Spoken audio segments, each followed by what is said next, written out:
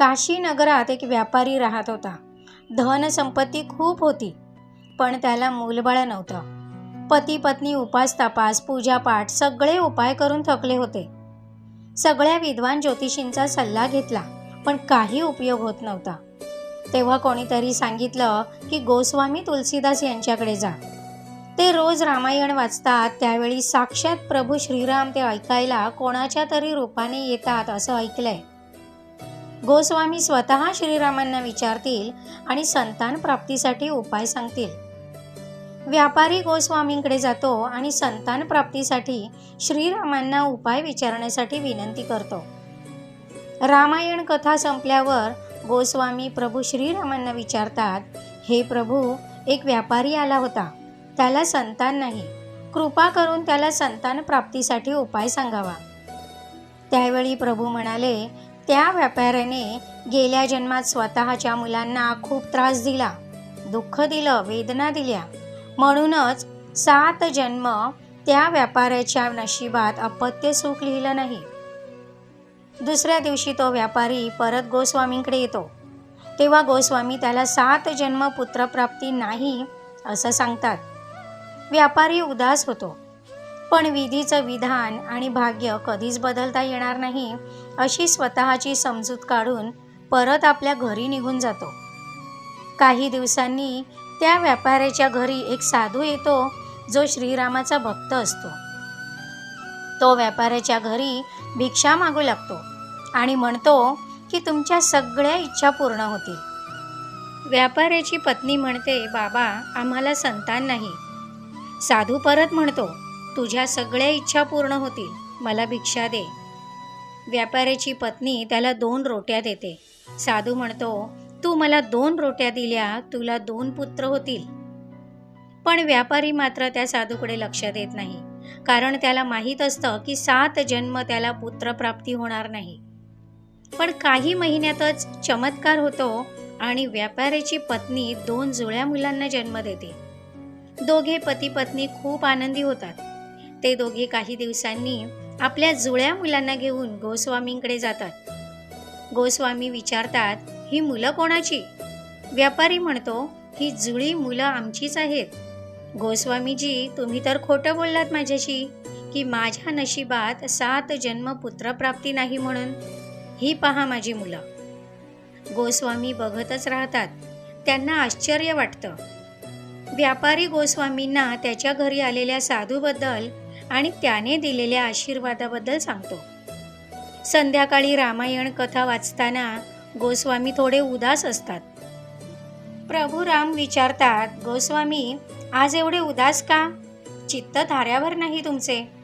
गोस्वामी म्हणतात, प्रभू, तुम्ही मला व्यापाऱ्यासमोर खोटं पाडलत.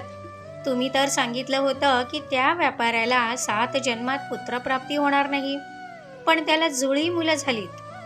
प्रभू राम म्हणतात, गोस्वामी, त्याच्या गेल्या जन्मातील कर्मामुळे मी त्याला 7 जन्म संतान नाही देऊ शकत, कारण मी कर्माच्या नियतीच्या नियमात बांधलेला आहे. पण माझ्या कोणत्या भक्ताने जर व्यापाऱ्याला मनापासून संतान प्राप्तीचा आशीर्वाद दिला, तर मी माझ्या भक्ताच्या वचनाला खोटं नाही ठरवू शकत. माझ्या भक्ताच्या शब्दाचा मान मला राखायला लागतो.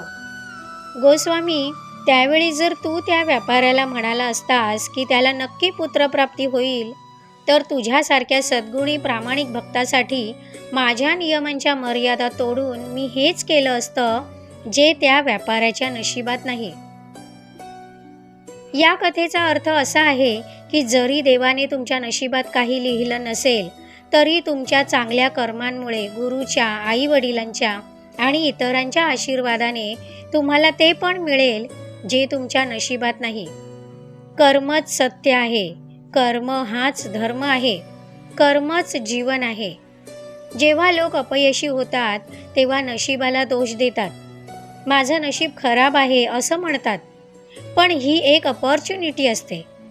निसर्गाचे नियम शाश्वत आहेत. एखादी वस्तू वर फेकली तर ती खालीच पडते. तसेच आपले शब्द असतात. शब्दांपासून विचार बनतात. बोलले गेलेले शब्द आणि विचार ब्रह्मांडात जातात आणि तसेच विचार परत तुमच्याकडे येतात. ब्रह्मांडाचा एक नियम आहे, जे आपण देतो ते हजारो पटीने आपल्याकडे परत येते. प्रेम दिलं तर प्रेम मिळतं, दान केलं तर हजारो पटीने ते परत फिरून तुमच्याकडे येतं. राग, ईर्ष्या जे तुम्ही देता ते ब्रह्मांड हजारो पटीने तुम्हाला परत देतं. आपण नेहमी अडचणी, समस्यांबद्दल बोलत राहिलो तर ब्रह्मांड तुम्हाला आणखी अडचणी, समस्या देते. आपण सतत दुःखाबद्दल बोलत राहिलो तर तेच विचार ब्रह्मांडात जातात आणि ब्रह्मांड ते तुम्हाला हजारो पटीने परत देते. म्हणूनच शब्दांना बदलून बघा. नेहमी पॉझिटिव्ह बोलत राहा. पॉझिटिव्ह विचार निर्माण होतील. हे पॉझिटिव्ह विचार ब्रह्मांडात जातील आणि ब्रह्मांड हजारो पटीने ती पॉझिटिव्हिटी तुमच्याकडे परत पाठवेल. नकारात्मक शब्द काढून टाका. सकारात्मक शब्दांची ताकद तुम्ही स्वतः अनुभवा. परिस्थिती बदलायला सुरुवात होईल. तुम्हाला फक्त शब्द आणि विचार बदलायचे आहेत. बाकी काम ब्रह्मांड स्वतः करेल. तुमचे विचारच तुमचे कर्म बनतात आणि कर्म जसं असतं तसंच भाग्य बनत जातं.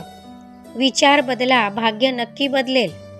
सत्याचा मार्ग, प्रामाणिकपणा, कष्ट, योग्य कर्म, पॉझिटिव्ह शब्द, पॉझिटिव्ह विचार यांच्यात भाग्य बदलण्याची ताकद आहे. अनुभव घेऊन बघा. व्हिडिओ आवडला असेल तर लाईक, शेअर, सबस्क्राईब नक्की करा. पुन्हा भेटूया पुढच्या नवीन आणि इंटरेस्टिंग कथेमध्ये. तोपर्यंत काळजी घ्या.